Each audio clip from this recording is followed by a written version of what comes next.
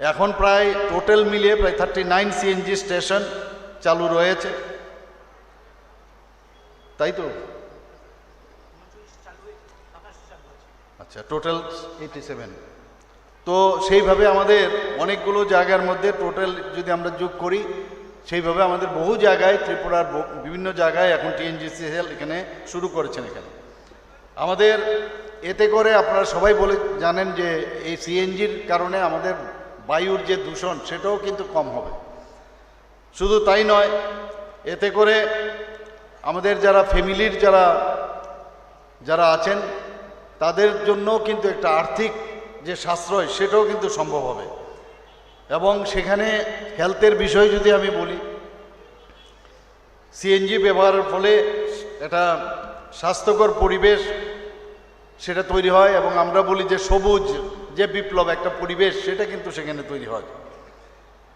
আমাদের বর্তমানে টিএনজিসিএল 50,000-এরও বেশি, 50,000-এর উপরেও সিএনজি যে যানবাহন আছে ত্রিপুরাতে সেটা সরবরাহ করছে। এবং নর্থ ইস্টার্ন রিজিয়নের মধ্যে একটা আমি বলবো যে আমাদের ত্রিপুরা যে ফ্রন্ট রানার স্টেট হিসাবে আমাদের নীতি আয়োগ যে ঘোষণা দিয়েছেন, তো আমি মনে করি যে এরকম যে নর্থ ইস্টার্ন জোনের মধ্যে আমরা কিন্তু সেই দিক দিয়ে যদি আমরা বিচার করি অগ্রণী ভূমিকা পালন করছেন।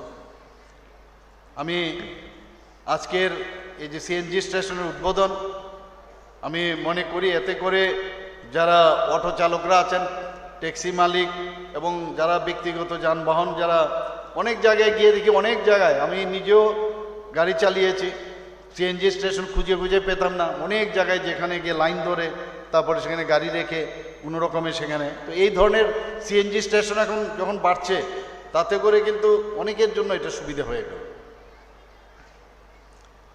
এবং মানুষ কিন্তু এখন মাননীয় প্রধানমন্ত্রীজির উপর একটা আস্থা চলে এসছে।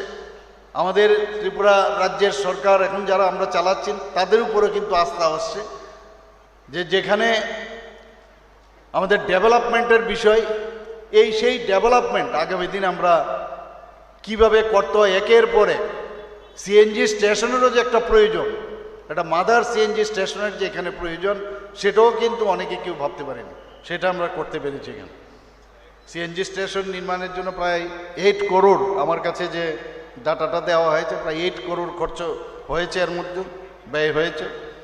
শুধু তাই নয়, ফটিক ছড়া এবং গুজ্জংনগরও সিএনজি স্টেশন তৈরি করার জন্য সেখানেও তারা উদ্যোগ নিচ্ছেন। এডি নগর, বটজলা সিএনজি স্টেশনের যাতে আরও আপগ্রেডেশন করা যায় সেই ব্যবস্থা ওনারা করছেন। মোহনপুরে 2টি জমি আমরা দিয়েছি, সেখানেও খয়েরপুর, আমতলী বাইপাস, বাগমা, অমরপুর এবং অম্পিতে যে নতুন সিএনজি স্টেশন সেখানেও যাতে ওপেন করা যায়, তার জন্য আমরা টিএনজিএসএল-এর সাথে আমরা কথা বলে সেগুলো আমরা সেখানে শুরু হবে। গত বেশ কয়েক বছর ধরে টিএনজিএসএল যেভাবে ওনারা কাজ করছেন, প্রথম ত্রিপুরাতে আগরতলা অরুন্ধতী নগরে যখন সেটা শুরু হয়, আপনারা নিশ্চয়ই এটা প্রথম যখন সেখানে শুরু হয় আমরা তো খুশি। শুধু তাই নয়, পুরো নর্থ ইস্টার্ন জোনের মধ্যে সেটা প্রথম স্টেশন, সেটা কিন্তু বলার অপেক্ষা রাখে না। আজকে এই পাইপলাইনের যে প্রাকৃতিক গ্যাস, এটা আমার মনে হয় নিড অফ দ্য আওয়ার, এটা অত্যন্ত প্রয়োজন। এবং আগামী দিনে যে বাণিজ্যিক প্রতিষ্ঠান সহ শিল্প প্রতিষ্ঠান, আমাদের ইন্ডাস্ট্রি মিনিস্টার মহোদয় এখানে আছেন, বিভিন্ন ইন্ডাস্ট্রিতেও তাদেরও চাহিদা রয়েছে, সেখানেও টিএনজিএসএল তারা গ্যাস সেখানে দিচ্ছেন। মাঝে মাঝে কোটা আছে, তার জন্য দিল্লিতেও আমাদের বলতে হয় যে কোটা বাড়ানোর জন্য। তো এগুলো কিছু টেকনিক্যাল বিষয় আছে, কিন্তু সেখানে যেটা দরকার আমরা নিশ্চয়ই সেগুলো আমরা করব।